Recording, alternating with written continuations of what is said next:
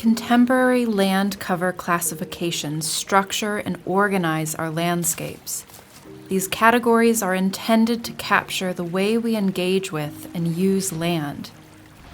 Yet, these systems of classification fail to account for the complexity of human-environment relationships. They divide and partition ecosystems, habitats, spaces of production, and consumption. If classifications shape the non-human world and define the terms on which we can live together, who should decide how land is categorized and used? To fully comprehend what's at stake with our land use in Aotearoa New Zealand, we need classifications that capture our role as caretakers.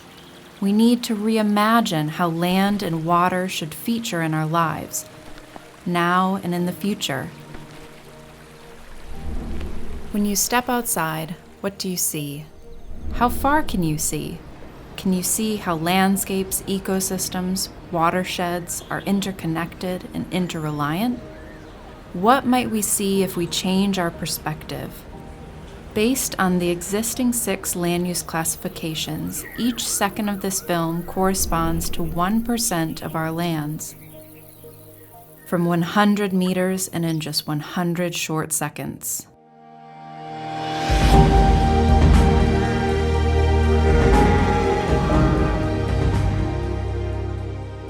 Low-producing grassland includes landscapes with conservation and recreation value, creating challenges for environmental management, growing tourism, and infrastructure development, alongside continuous efforts to prevent degradation in invasive species, maintain water quality, and encourage native plant regeneration.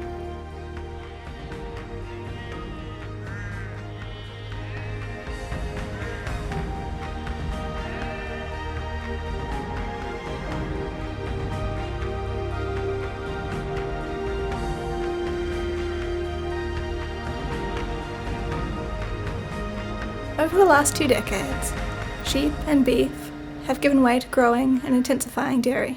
In a quarter of that time, land allocated for growing grain has doubled, owing partly to the demand for feed crops.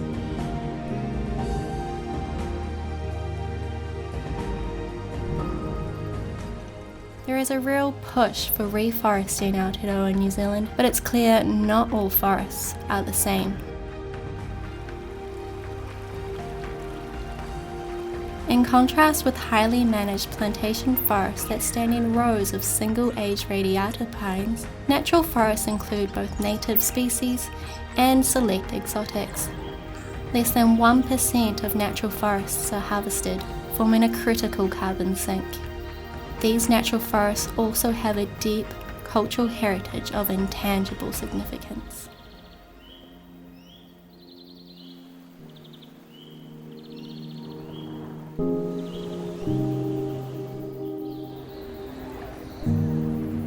Aotearoa New Zealand has undergone radical change.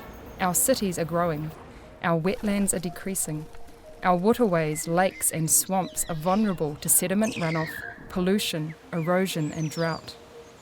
Underneath pressing environmental concerns, there is a generational disconnect, a cultural disconnect, an economic disconnect, an urban-rural disconnect that means we, as a society, have trouble truly listening to each other and understanding each other's perspectives. Our current classification systems do little to bridge the spaces between us. Farmers often feel vilified and misunderstood despite trying to bring in more sustainable initiatives with little support. Urban communities are similarly frustrated by environmental challenges, with many lacking access to or opportunities to enjoy our natural environment. Despite their efforts, community groups and environmental agencies are restricted by fluctuating budgets and person power. At the root of this is the way we understand our relationships with the environment. If we understand ourselves as separate from the environment, and land as a resource for us to use and consume, then short-term economic gain always comes first. Classifications create tidy labels and bounded spaces based on economic and human-centred assumptions about the value of our landscapes. This leaves us with a collective challenge. How might we shift our understanding to recognise the long-term and geographically far-reaching impact of what we do now and what we might do together?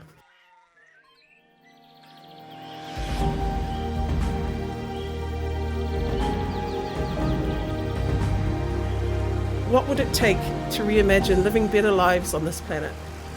How can richer perspectives create opportunities to realise new human-environment futures? What if our story were to begin with the reciprocal relationships among all living things and the natural world as a whole? What would our forests, Grasslands, Cropland, Wetlands, and built landscapes look like then?